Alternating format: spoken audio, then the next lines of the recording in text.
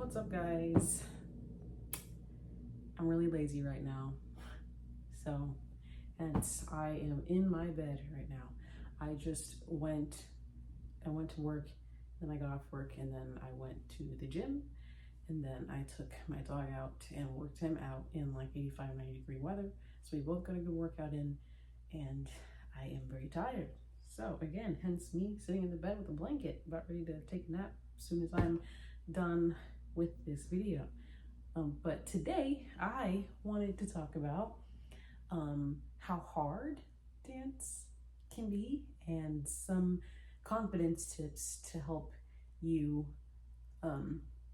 pretty much get through the little hump of feeling a lack of motivation or just feeling like you want to quit and you're ready to give up. So here are some things that I do for myself, or here I'm going to explain just some things that I go through before I talk about some things that I do to help what I am going through. But everyone knows, like, how that knows you probably, especially if you're just working on dance a lot all the time and you're always attending workshops and conventions and practice and competitions and things like that. Everybody knows how much you love it and how strong of a passion you have for it, and you yourself know how much of a joy it is to dance and how much passion you have for dancing. And with that joy, it's important to make sure that you're staying settled with that joy and that feeling of why you even started dancing in the first place, because if you lose sight of that, then no matter what kind of struggles you go through in the process, you're going to end up not enjoying dancing. So some of the struggles that I go through when it comes to keeping myself motivated to dance is just my environment. So the struggles of my environment currently are that I live in an area where dancing is not like crazy, like it's not very cultured out here.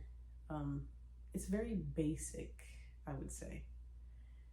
I mean, we definitely have some good dancers in the area. Every place that you go to has their gems, but nobody comes to like where I live to dance. Nobody comes here to find opportunities to dance. Everyone that wants to pursue dancing always ends up leaving my area. And so my struggle is being able to find a space to dance in where I feel like I am on the right path to getting to where I want to be. But what helps me is just to remember that when I'm taking classes over in my area, that it's all training and I can learn from anybody, and everyone is different and everybody has something to offer. So whoever walks through the door or whoever I teach, there's always something that I can learn and I can take with me for when I do end up leaving to go wherever it is that I want to be. And so that's something that helps me with being in the environment that I am at. Another thing that is hard to keep me motivated sometimes is just the weight of everything that's going on in my life. So like, I have a full-time job, and then I dance a lot, and I also work out, and then I also do some training with my dog, because I have a German Shepherd and I need to make sure that he is in good shape when it comes to training and physically in shape, because they're of course very intelligent.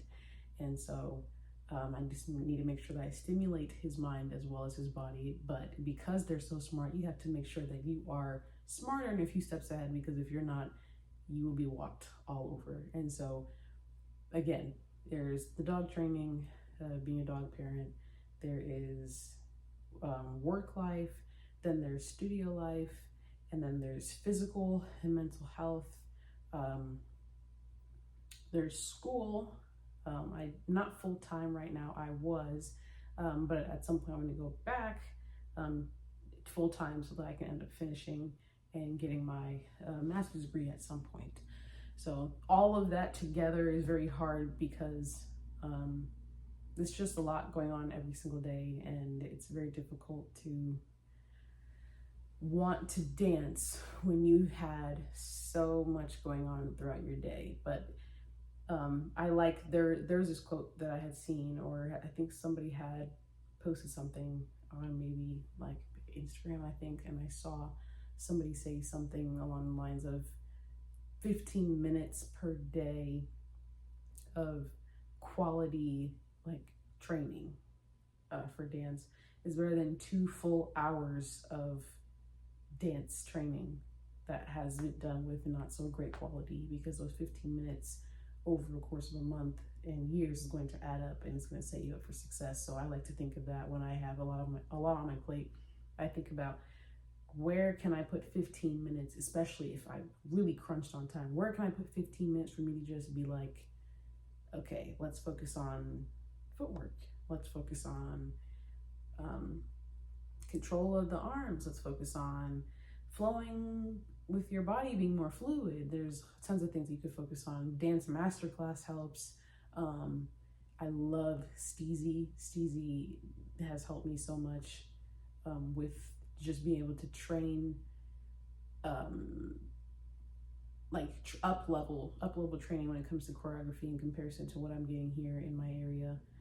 And just staying motivated and seeing all the stories of people saying, oh, I started when I was 26, or I started when I was 28, I started when I was 29, and here I am today in LA doing my thing, and been on stage with all these top choreographers and artists and things like that. So it's great, and it keeps me motivated to be like, okay, well, I'm not too old. 26 is fine, 27 is fine, 28 is fine.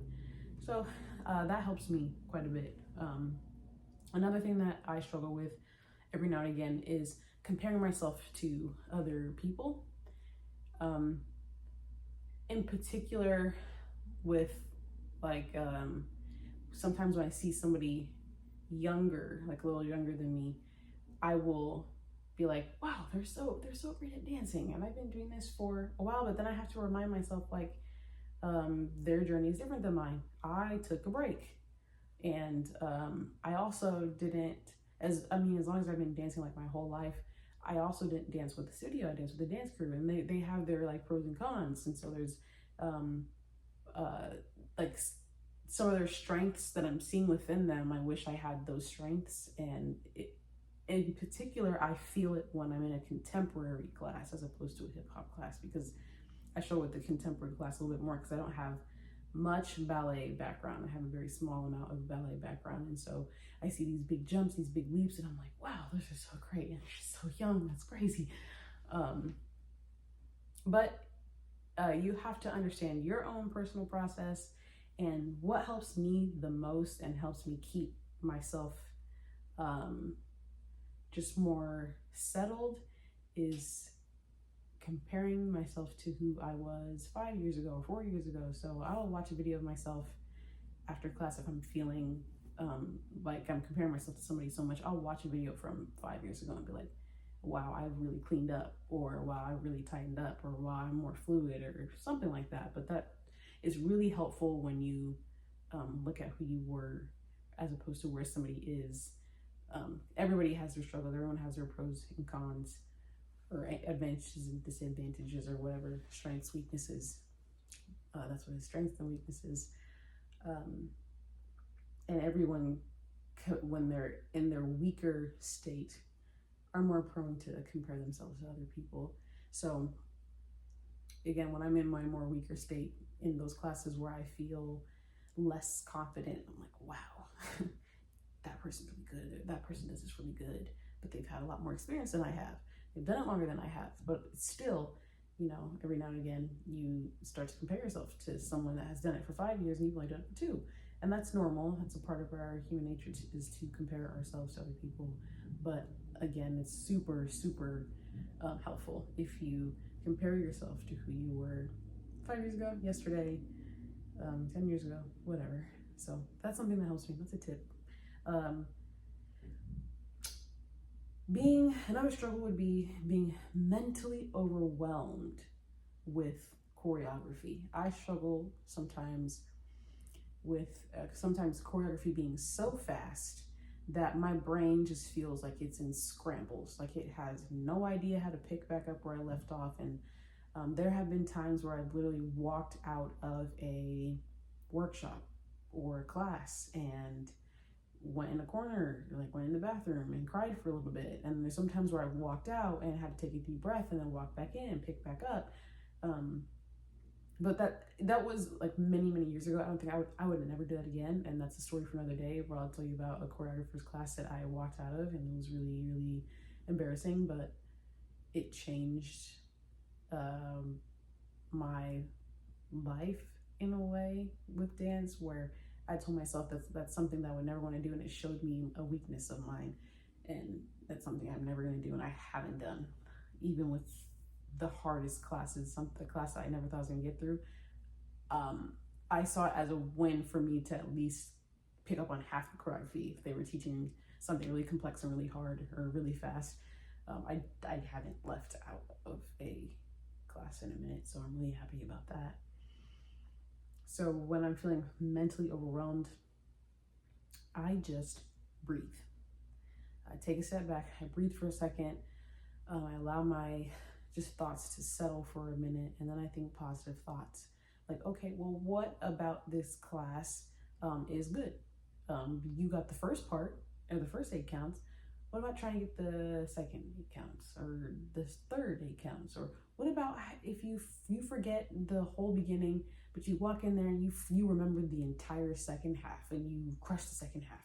What about that? Like, if you just think about those positive things, those could also help, because you never know. What if, for example, you're in a group and you're just like kind of remembering the small parts of the first half that you remember, and then there's this part in the middle of the section that you don't remember, and so you just like improvise, and all of a sudden you pop out and you're quick and you're tight with the second piece, and you figured it all out and it looks great, and the choreographer sees you and they're like, wow, that was awesome, you messed up but you kept pushing. That's what I want to see. That's the person that I would pick, because it shows that you have heart, it shows that you're confident, it shows that you're not afraid to mess up, it shows that you're having fun. And that's what's important to me, not about being perfect and not about being able to pick up the choreography. It's about just your intention behind your steps. So I try to have a positive mindset, and I try to take a step back and breathe for a minute and remember why I started dancing. The next one would be stagnation. So I struggle with moments in time where I feel like I'm growing as a dancer, or I'm going up here and I'm doing great, and then there's times where I feel like I've hit this plateau and I'm like, I'm doing the same moves over and over again. I feel like my choreography looks very similar to each other. I can't think outside the box when I'm freestyling. I don't know how to move my body in other ways. Everything just feels the same. And so what helps me with that is to remind myself that at this moment, probably the reason why I'm feeling this stagnation and why I'm struggling with this stagnation is because maybe I haven't taken enough class, or I'm too like stuck in my own style that I don't explore other styles from other dancers and try to put it into my own style of dance, and then just have a large vocabulary of dancing. So that's another thing that again, I struggle with, and what has helped me is to think outside the box and take more classes where I'm dealing with styles that are uncomfortable with me, because then it helps my body move in different ways that I'm not used to. And so if I'm feeling that I'm hitting here and I'm playing with something that I'm not used to, then next thing you know, you start seeing this and it goes like this a little bit. You see that, and not literally, but you kind of feel that in your growth. And so that's something that helps me, is doing things that make me uncomfortable, absolutely uncomfortable, and laughing at myself. So if I'm messing up and I'm feeling a little bit off, if I just laugh at myself and I just enjoy the process of looking funny and feeling weird about the dance that I'm doing, then I feel more settled and more calm about the process. It doesn't feel as stressful, because whereas if you were to beat yourself up for being stagnant, then it doesn't feel fun. It's not fun anymore. And when something's not fun, you stop learning. If you stop learning, then you stop growing. And So if I laugh,